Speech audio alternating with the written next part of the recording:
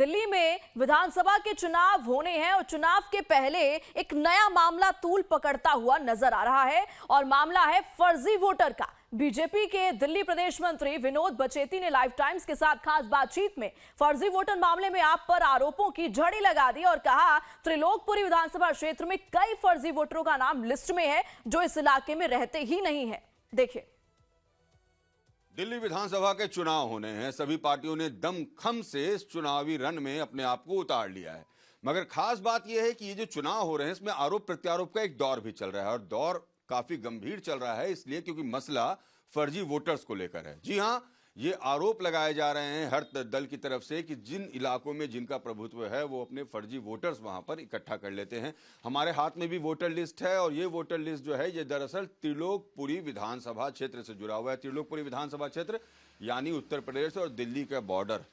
ये बताना इसलिए जरूरी है क्योंकि जिस मतदाता सूची की हम बात कर रहे हैं और जिसमें जिन लोगों को इसमें फर्जी मतदाता बताया जा रहा है वो दरअसल ये बताया जा रहा है कि वो यूपी के रहने वाले हैं। हमारे साथ विनोद बचेती जी हैं जो कि प्रदेश जो मंत्री हैं दिल्ली के बीजेपी के। और विनोद जी, आपके हाथ में भी एक सूची है, हमारे हाथ में भी सूची है। इस सूची में ऐसा क्या है?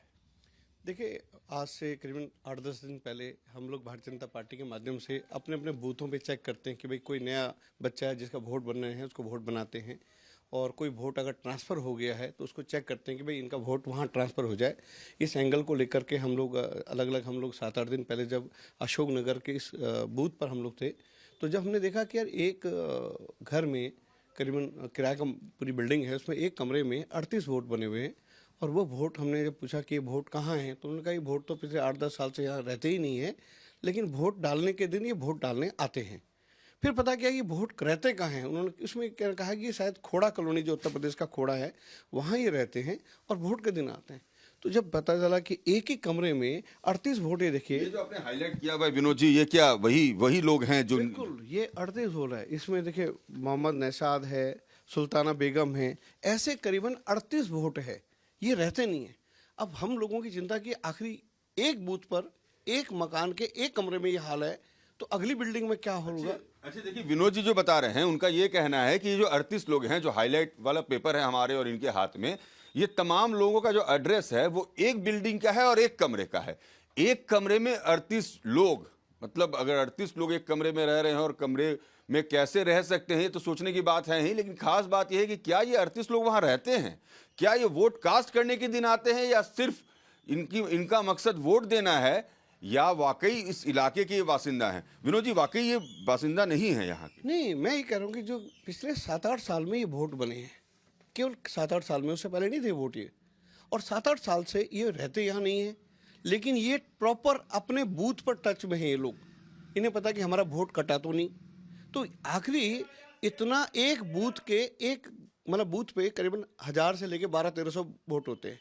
एक बूथ का ये हाल है तो दिल्ली में 13,033 बूथ है। आप समझिए कि 1,40,00,000 वोटर है दिल्ली में। कौन कर रहा है विनोद? नहीं देखिए, अब मैं ये तो हम इसी बात को हम कर रहे हैं कि आखिरी दिल्ली में 10 साल में सरकार किसकी है, और ये जो साइलेंट नहीं आम आदमी पार्टी की सरकार है ना, और ये आखिरी इनको मैनेज कौन कर रहा है, कौन एजेंसीज है जो इनको ऑपरेट कर रहा है इस माइक्रो लेवल पर? मेरा सवाल ये है कि माइक्रो लेवल पर इन वोटरों को जिंदा रखना, वोट के दिन तक जिंदा रखना, गाड़ी करना, वोटर जो पोलिंग बूथ तक लेके आना और फिर वोट डलवा करके इनको सही सलामत वहाँ छोड़ देना और टच में रहना, इनकी पूरा एक बड़ा सिस्टम, मुझे लगता है कि ये एक बड़ा सिस्टम है। कल हमारे प्रदेश अध्यक्ष वीरेंद्र सचदेवा ने भी उन्होंने भी एक पीसी करी। उन्होंने कहा कि हमारे देखिए आखिरी जो रोहिंग्या मुसलमान हैं, जो बांग्लादेशी मुसलमान हैं, जो चुपचाप दिल्ली में, आज देखिए पिछले सिन्हा साहब पिछले 10 साल में जनसंख्या वोट इस तरह के वोटरों की, फर्जी वोटरों की संख्या कहीं गुना ज्यादा बढ़ गई है। तो आपको लगता है कि जो वोटर्स हैं ये बीजेपी के अगेंस्ट वोट करने वाले लोग? बात बीजेपी के अगेंस्ट की नहीं है। ये देखिए, ये लोग इस देश के नागरिक नहीं है।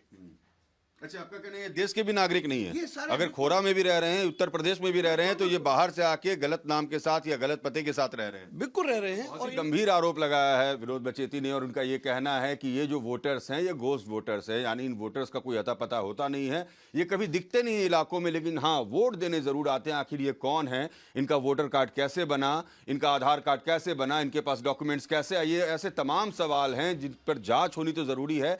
मगर क्या ऐसा ही है, क्या वाकई ऐसे फर्जी वोटर्स इलाकों में हैं जो अलग अलग पार्टियों के लिए वोटर्स बन जाते हैं और बाकी वोट जब खत्म होता है, चुनाव जब खत्म होता है तो गायब हो जाते हैं? इन गोस्ट वोटर्स, इन फर्जी वोटर्स पर लाइफ टाइम्स की स्पेशल कवरेज चल रही है।